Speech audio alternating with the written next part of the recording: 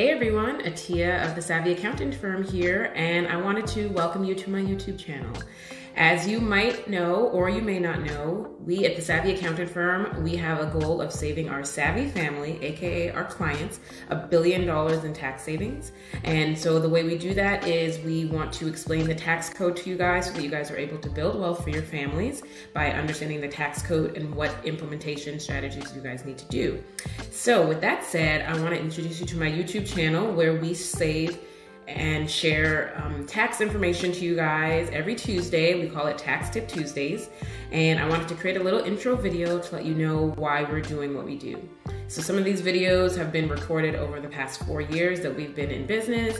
And so they might be old, but the tax information is still valid. So I just wanted to welcome you to my YouTube channel and say thanks for watching. Let me know if there's any topics you want us to cover.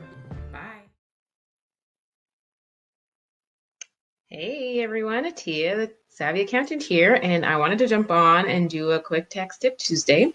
So I wanted to talk to my new entrepreneurs out there, and so this Tax Tip Tuesday is just going to be talking to you guys about what you should be aware of since you're new. So if you guys are coming from being a W-2 employee, one thing that I want you guys to be aware of as now new entrepreneurs, if you have your own business, something you need to be aware of coming tax season, coming tax time, is that when you're a W-2 employee, your employer was actually responsible for withholding taxes from you. So every paycheck, you had those taxes withheld from you. And what that was your employer sending taxes on your behalf to the government throughout the year.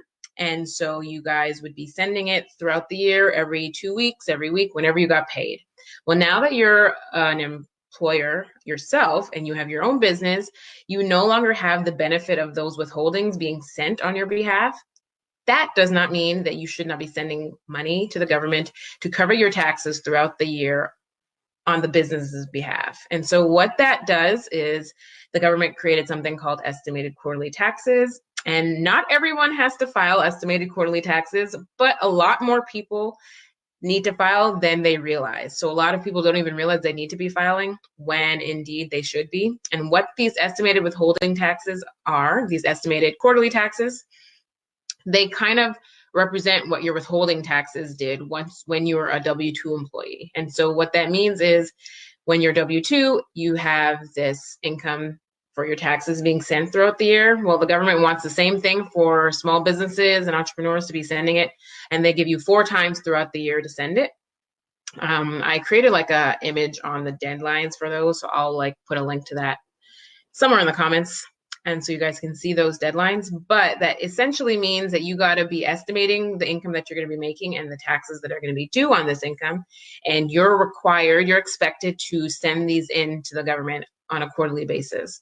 And the reason for this is, the government has to run like everything else, and it needs the funds throughout the year to run. It can't just wait until tax time, that one time a year, to collect the income, the taxes that it's owed on the income that you made. And so that's what these quarterly taxes represent. So it's essentially, if you look at yourself as a mirror for when you were a W-2 employee and now that you're a small business owner, it's doing the same thing, and it's taking the income taxes that you owe throughout the year on the income that you earned. It's just how they're collecting it. So with the withholding taxes that get sent on your behalf throughout the year, every paycheck, well, now that you're a small business owner, you're going to have to be responsible for doing it. And so this Tax Tip Tuesday, I wanted to jump on and talk about just something that a lot of new small business owners aren't aware of, and that is your estimated quarterly taxes.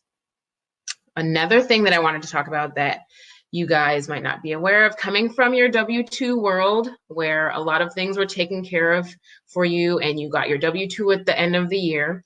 Well, now that you're a small business owner, you're probably working with contractors, working with vendors. You yourself are now a contractor because you're a small business owner. So you're going to be getting paid differently. And so you won't be expecting a W-2.